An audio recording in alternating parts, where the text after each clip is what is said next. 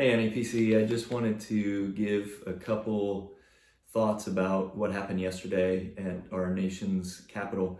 I didn't hear about it until late in the evening. I wasn't tuned into social or news media, and started looking at some of the things that were going on, and that the Capitol building had been stormed, and that somebody had been killed. And what struck me about all of that was the very consistent Christian symbolism, the crosses, the Jesus 2020 sign. And it struck me as very strange and way out of line.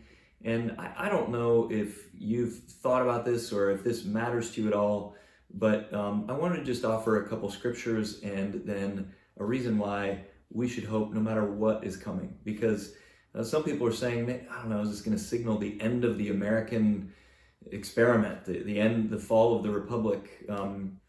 And you know, it helps to know that in 1983 and in 1971, the Capitol building was bombed. So at least nothing that bad happened. But even more to the election and the unbelievable tension that there is in our country right now, how do we understand this as Christians? First of all, we are people who respect the law, and we do not endorse mob violence of any kind, no matter how we feel about systemic injustice or about fraudulent elections, because those are the two examples I can think of over the last 6 months. We do not endorse rioting or mob violence, nor do we try to link the Christian message with any political platform. We don't do that. Here's some scriptures. Matthew 5:9. Blessed are the peacemakers, for they shall be called sons of God. We are called to as much as we can, to promote peace in our nation. And that doesn't mean we don't fight for values that we care about deeply, but we do that in a peaceable way without villainizing the opponent, whatever side we are on.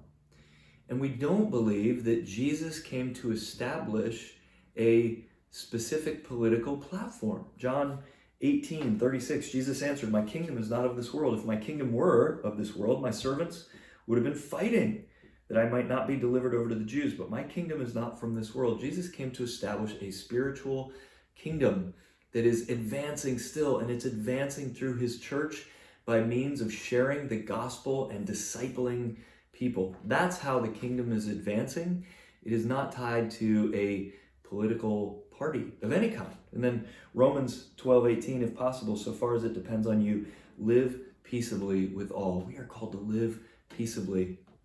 I certainly don't think that there are any of us, I don't think, who are advocating mob violence or out on the streets or wanting to beat down the doors of the Capitol building, no matter what we may think about the results of the election.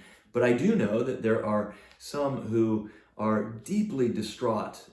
Some are distraught because of all that happened yesterday and in the lead up to what happened yesterday. Others are distraught because of the results and wondering if it was a fraudulent election. Either way, we are people who respect the law of the land. And we trust in the legal process, but even more than that, we trust, of course, in the sovereign God of the universe.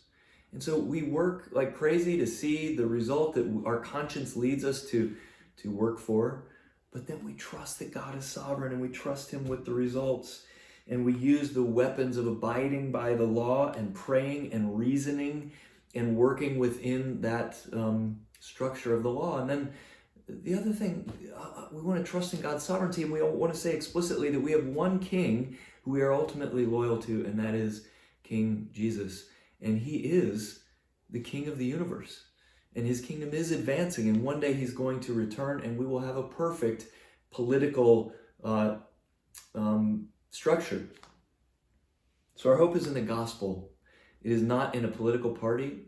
It is not in any one person other than Jesus himself. We should not be elated and put our hope in a political victory. We should not despair in a political defeat. We trust in Jesus, and we are people of the gospel. That's where our hope is, and that's where the hope of the world is. Thanks. I hope that encourages you. Praying for you, praying for this country. Love you.